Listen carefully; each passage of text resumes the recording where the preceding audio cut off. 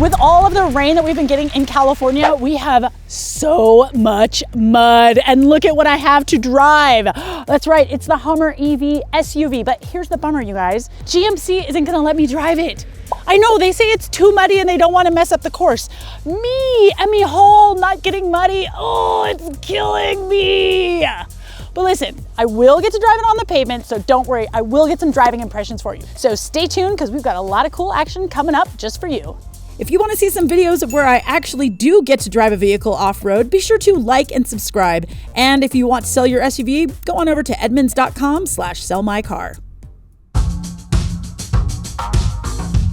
Now, don't just think that GMC like enclosed the bed of the truck and boom, you have the SUV, because that's not quite true. Now, yes, we still have the same front end with the Hummer logo front and center. Yes, we still have giant tires and wheels. This one doesn't even have the off-road package, and I'm still rolling on 35s. But the cool thing about this is they have shortened the wheelbase of this guy. The wheelbase here is 9 inches shorter, and it's shorter overall. So on the whole, this thing is much more maneuverable than the truck, and honestly, I like these proportions better. I think that this vehicle looks way, way better than the truck. But you still have the same overall width. So what that means is when you open this gate, like check this out. It's so wide, it just keeps like opening, and it keeps opening, it keeps opening. I mean, look, it's so big. But you do have a lot of space here. I mean, this is all of our gear for this travel shoot, and I mean, we don't have a ton of gear, so we have a lot of space left over, but I do think that careful packing, you can get a lot of stuff into your Hummer SUV. Now, if you're planning on towing with your Hummer, just remember that this is pretty darn high, so you're probably gonna need to have a drop hitch to get that tow ball a little bit lower so that your trailer isn't like this. Ask me how I know. Tried to do it with the truck, didn't really work.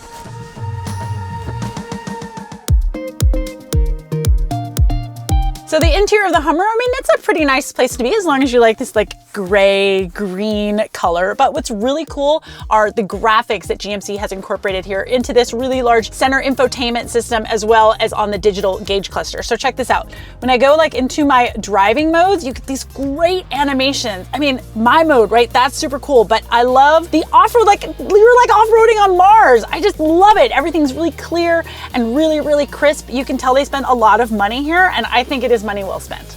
And I also like that GMC has spent some time and given us some thoughtful features in the off-road pages. So for example, here in this off-road, first of all, I have a lat and long, I have a compass, and I have my altitude. And those are all really useful features for when you're out in the middle of nowhere and maybe you're a little lost and you're not sure where you are on the map. Well, here, you've got lat and long, so you can find out where you are. You've got a larger compass here, some more information on your altitude. You've got your tires, your steering angle. I mean, there's just a lot of great features that you're gonna want while you're off the beaten path, right? The screen is really quick. It responds to my inputs very fast, which I enjoy, so there's not a lot of lag time. And they've also done a really nice job down here with these buttons in terms of designing real estate so that it's all usable. For example, I love heated seats. So I just press this little button here, and then I get 2 more for my heating and my cooled, and that's where I actually control it. So they're able to get like kind of 3 buttons out of 1, which I think is just really good design. Now, having said that, does the heated seat turn off before I want it to? I mean, yes, but I really love hot cross buns, so I'm a little bit of an outlier in that way. But here's the kicker, you guys. This vehicle, it's like $105,000, including destination, and like, that's some plastic, right? Ooh, that's plastic. Ooh, there's a lot of plastic in here. I mean, the material quality, it's not great, and it's $105,000. Like, you can tell all of the money has been put into the Ultium battery pack and all of the little crab walk and WTF mode and everything, because it certainly has not been spent in the interior materials. But having said all that, my absolute favorite thing about the Hummers is that it is a convertible. These panels come off and they go in the front, and convertibles are rad, so that's my favorite part.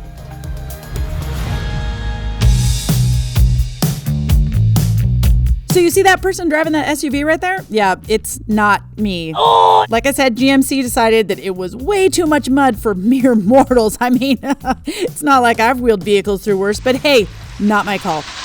Here comes the mighty Hummer. It's got a battery pack and it's fully electric. Going into the water. It can ford all the water. At any rate, all I can tell you here is that the rig doesn't look like it's having any trouble in the mud, but I can't tell you what it feels like to drive since, well, I'm not driving it. But I am super excited to get this thing on my home turf out in the desert because it actually has way better off-roading specs than the truck. The 49-degree approach angle is the same, but the shorter wheelbase and length means that the departure angle is also up to 49 degrees, and the breakover angle is up to 34 degrees. Now this SUV can do the crab walk where it moves forward and diagonally at the same time, and it's got the rear steering, which makes really short work of the tight turnarounds. But most importantly, the SUV comes with a spare tire. Oh my gosh, thank you, GMC. Now the truck you're seeing here has the Extreme Off-Road package with 35-inch Goodyear mud terrain tires, obviously, skid plates galore, 17 cameras, including cameras under the body, as well as front and rear lockers. Now currently you have to push that front locker button for 5 seconds in order to get it to engage, but GMC did tell me that an over-the-air update is going to be coming soon to make that just a little bit more immediate. So GMC has actually put us on a curvy road, which would be super fun in a sports car, but you know what? The SUV here is doing it. The problem is that you're so wide and this lane is so narrow, you really have to be paying attention, and there is a lot of physics going on here. I mean, yeah, I've got air suspension and all that stuff, but I feel plenty of body roll. And the weight of this vehicle, and I'm a little afraid of the brakes and the weight, so I'm not willing to dive into these corners. I mean, this would be way fun in like a Mercedes AMG GLS, because that thing can just get it in the turns. This thing, I am a little tentative, and I gotta say, like, the rain doesn't help either. So there's a few key differences here in the Hummer SUV versus the truck, right? And the first of them that you're gonna have to deal with is the battery pack. So instead of having the larger 205 kilowatt hour, this is 170. And that's because the wheelbase is shorter, so there's not enough room for all the modules. So your range does decrease from 350 miles to 300 miles. But the good news is that you can still charge super fast. This has 800 volt architecture, which means that it can accept a peak charge of 300 kilowatts. Now, you're not gonna get that for your entire charging session, but that will be your peak. Still, it's fast enough that you can get 100 miles of range in just 14 minutes at a DC fast charger. Now, when it comes to charging at home, the SUV's got a little trick up its sleeve with a 19.2 kilowatt onboard charger. So what that does is that takes the AC power from your house and it converts it into DC power. And 19.2 kilowatts is pretty darn fast. Now you can also use this vehicle to charge another EV. It's only at 6 kilowatts, but look, man, if you're in a bind, you're in a bind, right? The SUV also has 3 electric motors. We've got 2 in the rear and 1 on the front, and together those produce 830 horsepower. It's a little bit less than the truck, but you still have the 1,200 pound-foot of motor torque, and that is amazing. So I've got some drive modes here that I can access through this little dial. Right now I'm just keeping it in normal mode because we've got a lot of rain, and there's a few things that I really like about how this vehicle drives. I mean, number one, I love that I can dial in my regen from like none at all to something that's kind of medium to really high. And I love high regen because I can, number one, get free electrons, and I love getting stuff for free. And it brings the vehicle to a complete stop, which, I mean, well, this thing weighs, I don't know how much it weighs, but it weighs a lot. So the fact that the regen can bring it to complete stop is pretty darn cool. I also love the steering. It's nice and heavy, and I feel like with a vehicle of this size, I want some steering that's got a little bit of heft behind it. So I like the way that this steering is tuned. I also love the fact that I'm like super high up, right? This is great. I can see everything. My passenger, I feel like he's at the moon. He's so far away from me because the interior is so big. But having said that, like, it's a pleasant place to spend some time. My problem with it though is that it's just so inefficient. Like, there is its point where the weight of your vehicle and your battery size intersect for maximum efficiency, and this is not it. Right now I'm only getting 1.6 miles per kilowatt hour. Now, if you look at the Rivian R1S, which is its nearest competitor, the EPA says that that's gonna get about 2 miles per kilowatt hour. Now listen, I know I've only been driving this for about 100 miles, and the EPA estimates are always different than what we get in the real world. But on first glance, this thing is pretty inefficient, and I bet it's very inefficient when you get it into the dirt. So I gotta get this thing out for a full week of testing and report it to you, my loyal Edmunds viewers. There's a fair amount of wind noise, because let's face it, I'm driving a brick, right?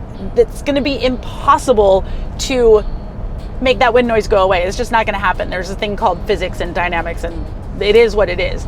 The vehicle that I'm driving right now does not have the off-road package, and I do have 22-inch wheels, but the tire size, even on the non-off-road, are still 35. So yeah, I got giant 22-inch wheels, but then I have a ton of sidewall as well. So these are the nicest riding 22-inch wheels I've ever been in. Like, it is not harsh at all. It's great. Good choice, GMC. And the Hummer SUV also comes with Super Cruise. That is a hands-off driving system on various mapped roads. I highly doubt this backcountry road is a Super Cruise road, but let's see. Super Cruise unavailable. Yeah, that makes sense. But Super Cruise allows you to be hands off, eyes up. And they do that because there's a little camera right here in the steering wheel. So it knows if you're like looking at your phone or reading a book or, God forbid, asleep.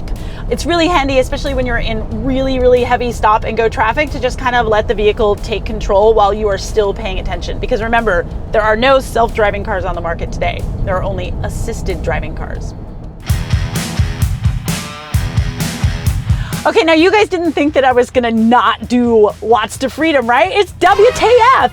All right, I am flooring it. My seat is like vibrating. I have this like cool music happening. I'm gonna get the accelerator going. It tells me to floor it. And now it tells me to release the brake. Here we go, 3, 2, 1.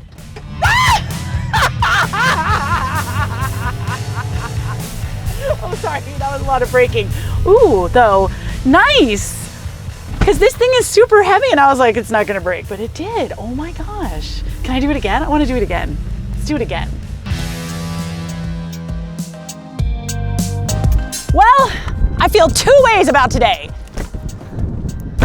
The bad way is that I did not get to drive in the mud. Like, what is up with that, GMC? Come on, it's me, Emme Hall. I know how to drive in the mud. However, did get to drive it on the pavement. I did get to do Watts to Freedom, and that was super fun. But my final take is like, look, if you're down to deciding between the pickup and the SUV, get the SUV. It looks better, it handles a little bit better, it's easier to drive it in smaller spaces. Like, this is the one that you want to get. I mean, you gotta have $105,000 burning a hole in your pocket, and if you do, good on you, champion. But for now, I am Emme Hall. If you would like to read more about this Hummer SUV, just go on over to edmunds.com, will ya? And we'll see you later.